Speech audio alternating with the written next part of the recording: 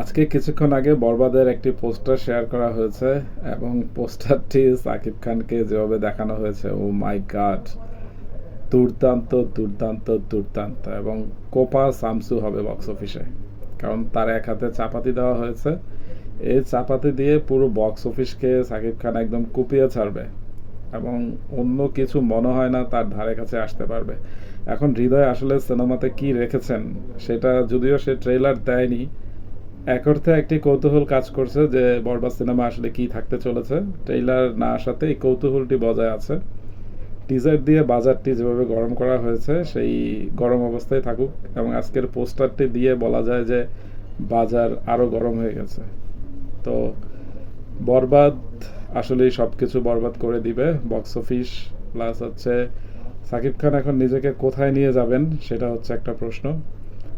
আরেকটি কথা, যে ভিডিওটি শেষ করবে এমনভাবে যে বরবাদের এই নতুন পোস্টারটির সাথে অন্য একটি পোস্টারের খুবই মিল আছে, সেটা হচ্ছে দর্শকদের আমি বলে দিতেই চাই, কারণ সেটা হচ্ছে বাগি 4।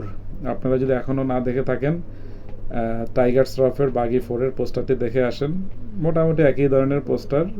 বাগি 4, টাইগার শ্রফ বাথরুমে বসে আছে, তার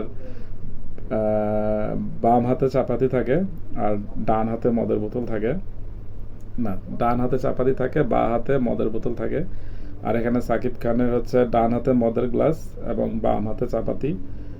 টাইগার শ্রফের মুখে সিগারেট ছিল, এখানে সাকিব খানের মুখে সিগারেট আছে কি ভুলে গেছি। তো তো যাই হোক, যদি আমি ওইসব সদৃশ্য না ধরি, বাংলা সিনেমা হিসেবে পোস্টারটি আসলেই দুর্দান্ত।